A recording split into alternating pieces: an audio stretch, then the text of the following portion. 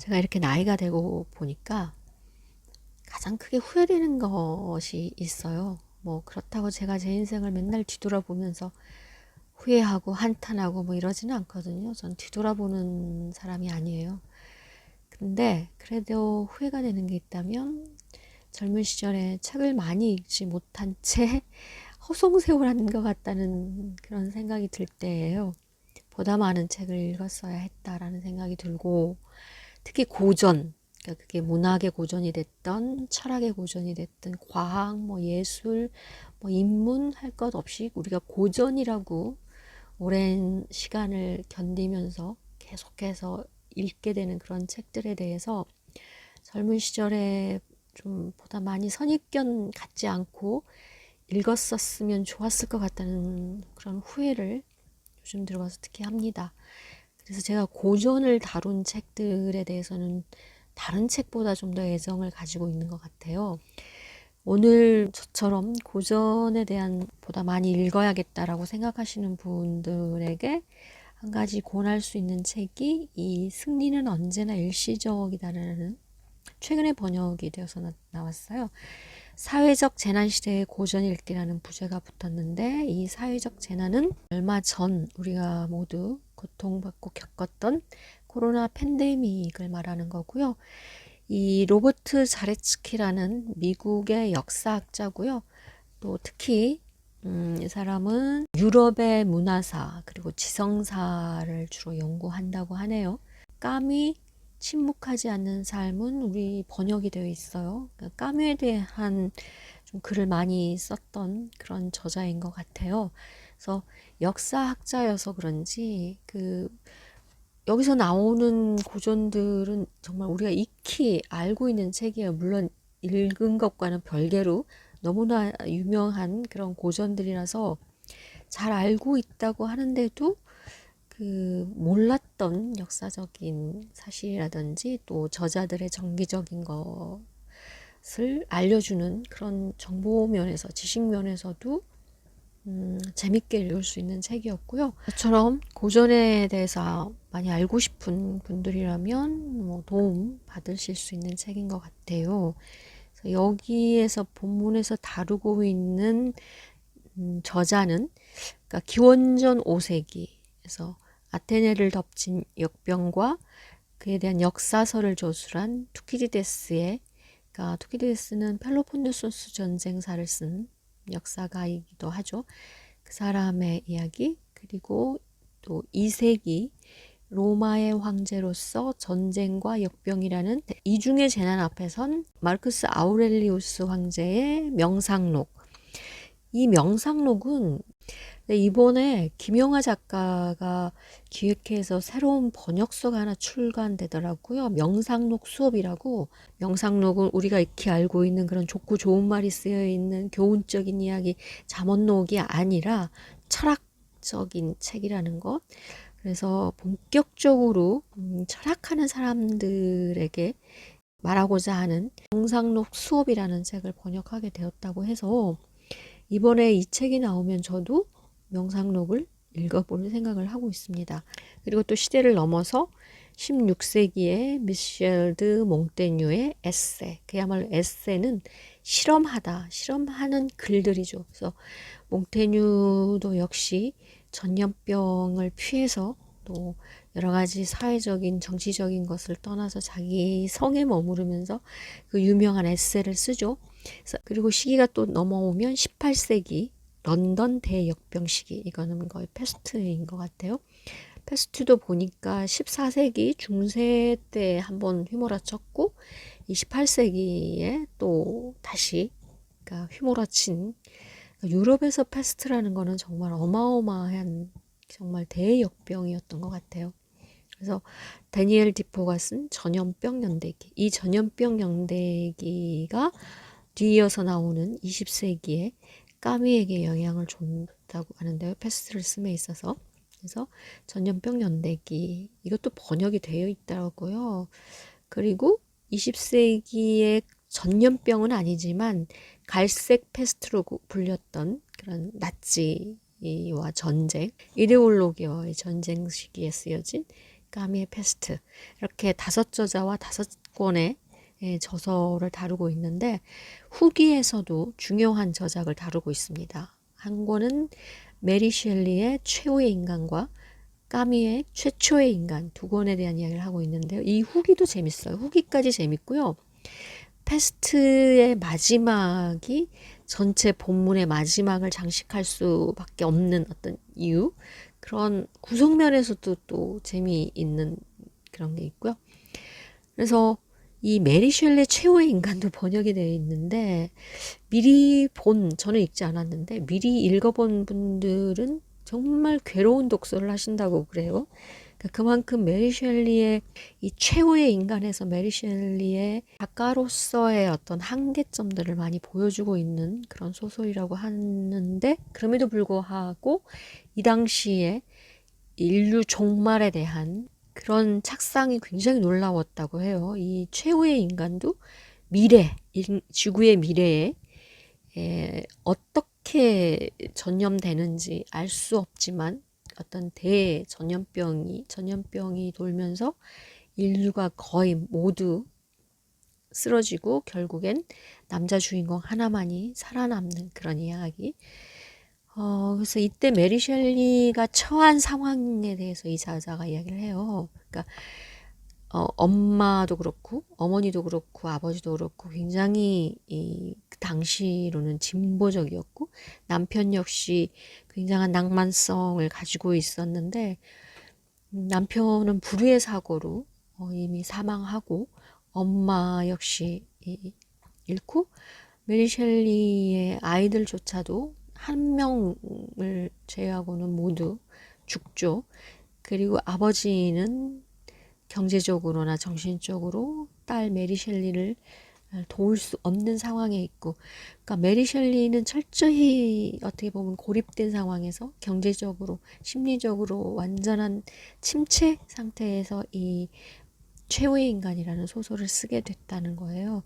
그러면서 그 전에 가지고 있던 모든 진보성에 대한 믿음, 이런 것들을 모두 상실한 채 완전히 보수화된 상태로 프랑스 혁명을 거의 전염병 취급하는 상태로까지 퇴행한 거죠, 메리 셸리가. 그런 상태에서 쓴 최후의 인간에 대한 얘기, 그리고 까미의 또 최초의 인간도 이 사연이 많은데 이제 이거 저도 안 읽어봤어요. 근데 미완성작이죠. 1960년도에 갑작스럽게 까미가 교통사고로 죽게 되잖아요. 그때 있었던 원고가 바로 미완성인 이 최초의 인간이라는 거죠. 그래서 유족과 친구 지인들이 그동안 썼던 까미의 원고를 정리해서 1994년도에 발표한 게 바로 최초의 인간인 거예요. 까미와 사르트는 뭐 좀 책 좀 읽는다는 사람, 지성인 인내하는 사람들에게는 반드시 거쳐가야 할 어떤 그런 거였던 거죠. 까미의 이방인 외에는 저는 읽어본 게 없거든요. 어쨌든 사르트르의 진보성에 오히려 기울었던 것 같은데, 물론 까미를 읽기 위해서 또 사르트르를 읽기 위해서 웬만한 책은 다 갖추고 있어요. 이번에 새롭게 구매한 책이 이 일러스트가 있는 최초의 인간이고요.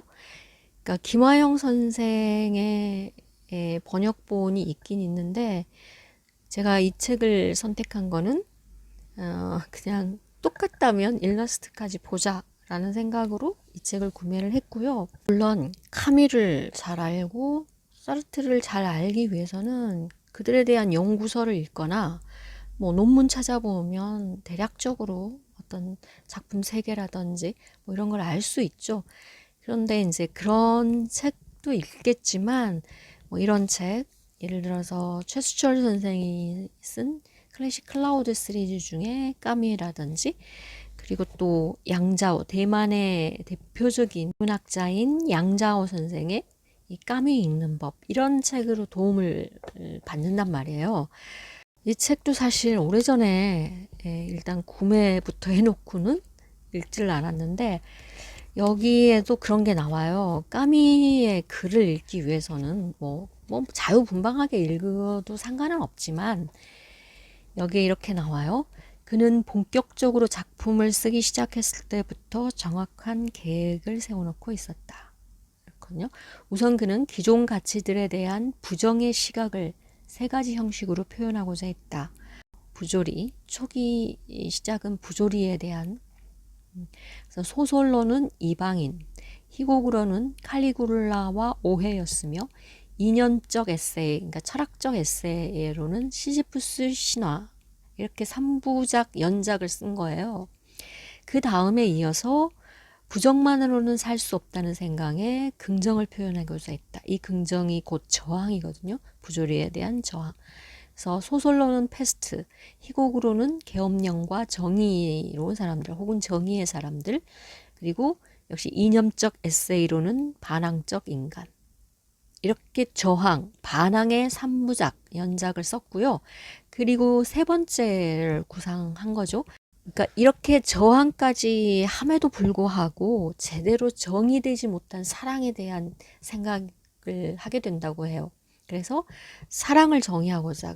근데 이 네메시스라는 여신을 상징으로 이 3부작 연작을 계획하면서 내세웠는데, 이 부정과 긍정을 넘어서서 모순을 견뎌내고 중용을 지키는 분별과 한계의 여신 네메시스에 대한 작품, 이렇게 했는데, 네메시스는 곧 복수의 여신이기도, 그런 점에서 좀 묘한 게 있는 것 같아요. 어떻게 3부작 연작을 썼을지 너무 궁금한데, 그래서 소설로 쓴 게 바로 이 최초의 인간인데, 이 사랑을 주제로 하는 연작의 기초가 될 이 소설조차 끝내지 못하고 세상을 떠나게 된 거죠.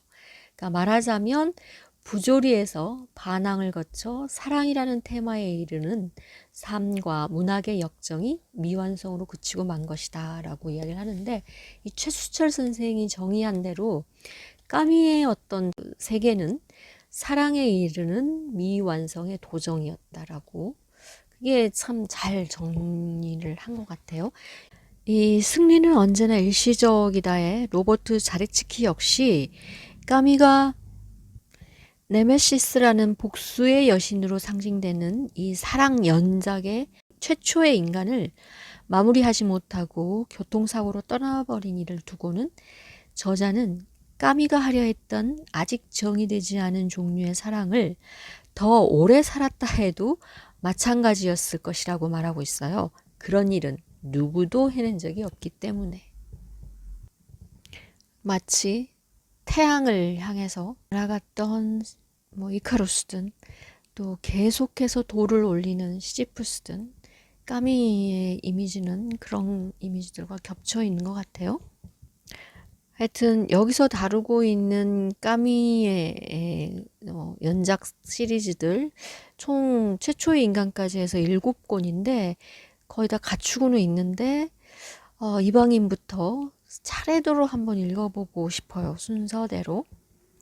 그런데 이번에 이제 이 최수철 선생의 이방인도 구매를 새롭게 했어요. 다른 김하영 선생의 번역본만 지금 있거든요. 그래서 김하영 선생이 1세대 이 까미의 번역 세대였다면 그 다음이라고 할까요? 최수철 선생의 다른 번역으로도 읽고 싶어요. 번역과 관련해서 또 한 권 소개해드리면 이 유유출판사에서 나온 읽기로서의 번역이라는 이 책이 있어요. 영어 명작 소설 깊이 읽는 법. 고노스 유키코라는 일본의 번역가가 쓴 원제가 번역이란 무엇인가인데요. 하여튼 저는 이거를 번역을 잘하기 위해서가 아니라 여기서 제안하는 번역 독서라는 게 있어요. 그러니까 번역의 가장 중요한 것은 일단 원문을 잘 이해하고 잘 읽는 것이다라는 것으로부터 출발하거든요. 그러니까 그만큼 번역하듯이 독서하는 것에 대한 일종의 제 스스로의 마인드셋이라고 할까? 그런 걸 하기 위해서 좀 보고 있는 책인데, 재미있고 흥미로운 책이라서 관심 있으신 분들은 분량 얼마 많지 않으니까 또 10권의 고전이 또 각 그 번역의 특징들을 잘 보여주는 장면을 선택해서 직접 번역도 해보고 그렇게 할 수 있는 책이라서 읽어보면 도움이 되는 부분이 있을 것 같아요. 여기서 폭풍의 언덕에 대한 얘기가 나오는데, 이제 폭풍의 언덕에서는 인칭의 문제가 나와요. 그러니까 번역에서 인칭을 어떻게 번역하느냐에 따라서 그 작품의 세계가 달라져 보인다는 거죠. 우리가 김영하 작가가 위대한 개츠비를 번역했을 때 기존의 번역과 다른 해석을 했기 때문에 다른 문체로 번역이 된 걸 보면, 여기서도 캐서린하고 히스클리프가 마지막으로 만나는 장면을 예로 보여주는데, 거기서 어떻게 인칭을 번역하느냐에 따라서 폭풍의 언덕에 대한 완전히 다른 그런 해석을 그리고 느낌을 받을 수 있다라는 예를 보여줘요. 기존의 폭풍의 언덕 번역이 하도 이제 고전에 걸맞게 격조 높은 문체로 번역되었던 까닭에 이 캐서린이나 히스클리프가 숭고한 사랑을 이야기한다는 인상이 강했는데, 자기는 폭풍의 언덕은 기본적으로 재산 상속을 둘러싸고 토지를 뺏고 빼앗기는 부동산 소설이자 아름답지만은 않은 씁쓸한 인생 이야기다라고 해석을 하는 거죠. 그래서 자기는 오히려 폭풍의 언덕의 이런 인간적이고 처절한 부분에 매료되어 새로운 번역을 맡았다고 해요. 하여튼 이런 흥미로운 번역과 독서와 고전에 대한 재미를 느낄 수 있는 책이라서 관심 있으신 분들은 읽었으면 좋겠고요. 까미 관련해서는 이 대만의 대표적인 인문학자인 양자오 선생의 까미 읽는 법을 저도 아직 안 읽었어요. 까미를 읽지를 않았기 때문에. 여기 보면 저는 이 양자오 선생이 참 좋아요. 그 사람의 해석도 좋고. 그래서 여기에서 까미와 사르트르에 대한 이야기를 서두처럼 하고 있는데, 거기서도 정말 중요한 관점을 이야기를 하고 있고, 특히나 실존주의에 대해서 자기가 어느 정도 책을 읽고 이렇게 보니까 이런 말을 해요. 실존주의는 유행에서 멀어졌을지는 몰라도 시대에 뒤떨어진 적은 없다는 것을 깨닫게 된다고.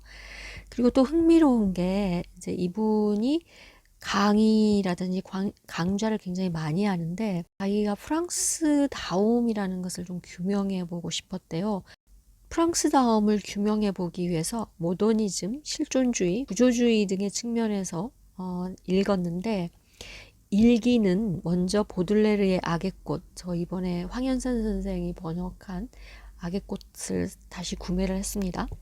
그리고 플로베르의 마담 보바리를 읽었고, 제2기에는 실존주의를 이제 중심으로 해서 까미의 이방인과 사르트르의 존재와 무를 읽었다는 거예요. 그리고 제3기에는 레비스트로스의 슬픈 열대, 데리다의 글쓰기와 차이를 읽어서 구조주의 사상을 좀 이제 읽는 거죠.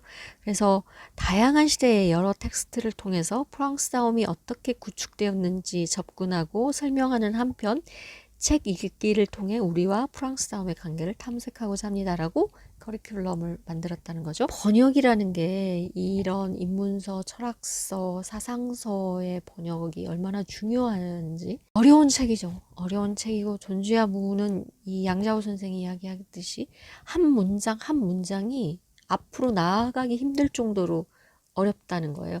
그래서 이 난해함에 대해서 어떤 사람들은 굉장히 폄훼하잖아요. 어려운 걸 쓰는 거는 철학도 아니야. 뭐 이런 식으로 과연 그런가? 뭐 이런 생각들 하게 되는데, 어쨌든 까미두가 지금 7작품인데 이것을 어느 세월에 읽을 수 있을까? 잘 읽을 수 있을까?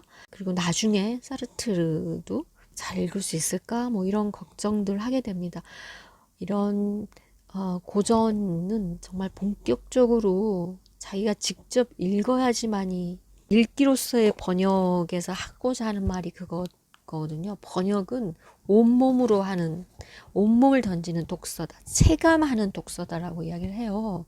그러니까 그런 것처럼 우리도 이런 정말 지성이 만들어 놓은 결과물들을 얼마나 잘 읽을 수 있을까 걱정이 되기도 하고, 승리는 언제나 일시적이다는 까미의 페스트에 나오는 말이고, 여자인 로버트 자레츠키는 팬데믹 상황에서 자기 집 근처에 요양원에 가서 자원봉사를 합니다.